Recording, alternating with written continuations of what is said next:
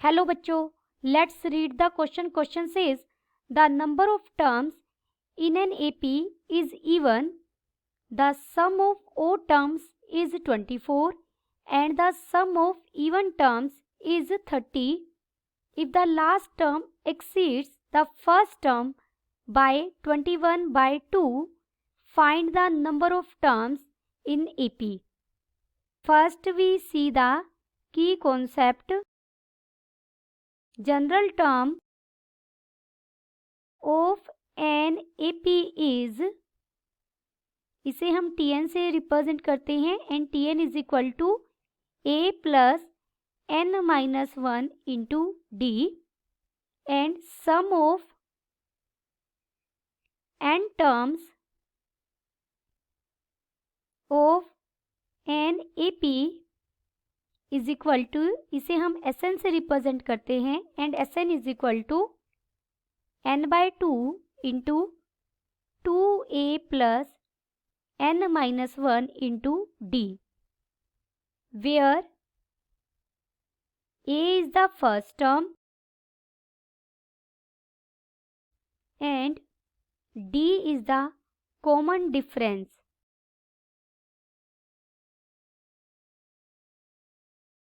Let A and D be the first term and common difference of the series respectively. हमें दिया हुआ है number of terms कितनी है, इवन है. तो हमने क्या माना, let 2n be the number of terms. हमारे पास टोटल टर्म्स कितनी है, 2n.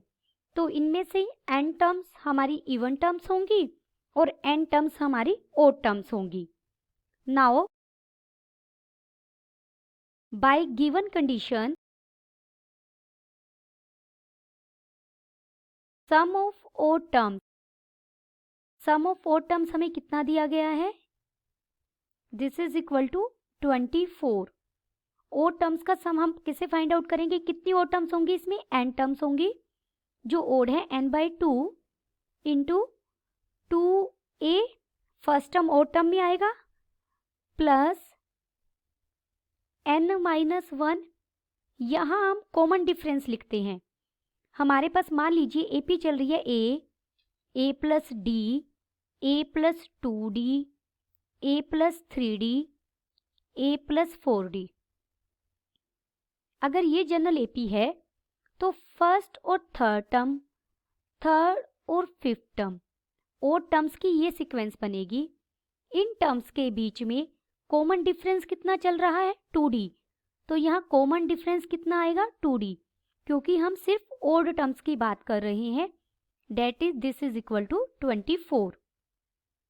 This is equation first. Second condition हमें क्या गिवन है, sum of even terms, that is 30. Number of even terms भी कितनी है हमारे पास, n, तो n/2 आ जाएगा. फर्स्ट इवन टर्म्स कौन सी है, A प्लस D. तो जब हम इवन टर्म्स की सीक्वेंस बनाएंगे तो उसकी फर्स्ट टर्म क्या होगी, A प्लस D.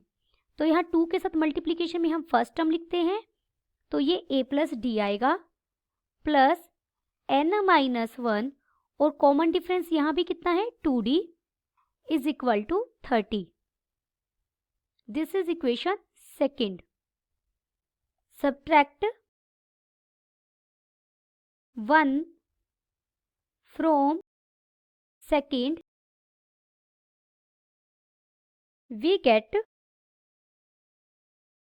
देखिए n/2 into 2A plus 2D plus n minus 1 2D. ये हमारी सेकेंड इक्वेशन की लेफ्ट हैंड साइड थी, minus n/2 into 2A plus n minus 1 into 2D is equal to 30 minus 24। This implies यहाँ से हमें n d is equal to कितना मिला 6। This is equation third. हमें एक और कंडीशन दी गई है कि last term and first term के बीच का डिफरेंस कितना है 21/2, या ये कह सकते हैं last term exceed the first term by 21/2। First term से 21/2 ज़्यादा है। देयरफॉर बाय गिवन कंडीशन हमारी लास्ट टर्म यहाँ क्या होगी T2n, क्योंकि टोटल हमने 2n टर्म्स ली है, minus T1 is equal to 21/2। 2nth term हम कैसे फाइंड आउट करेंगे, a plus 2n minus 1 d common difference minus first term is a, this is equal to 21/2। This implies यहाँ से हमें 2nd minus d is equal to कितना मिला 21/2। nd की value हमें कितनी मिली है 6। अगर यहाँ हम nd की वैल्यू सब्स्टिट्यूट कर दें तो ये हो जाएगा 2 multiplied by 6 minus d is equal to 21/2 by using nd is equal to 6। This implies 12 minus 21/2 is equal to d। This implies यहाँ से d हमें कितना मिला 3/2। बाय इक्वेशन थर्ड का यूज करेंगे n इंटू d कितना है 3/2 is equal to 6। This implies n is equal to 6 multiplied by 2/3 that is 4। Therefore total number of terms हमारे पास कितनी थी 2n, और हमें n कितना मिला है 4, तो टोटल नंबर ऑफ टर्म्स कितनी हो गई 8। Then the final answer is total number of terms is equal to 8। Hope you understood it well. Best of luck.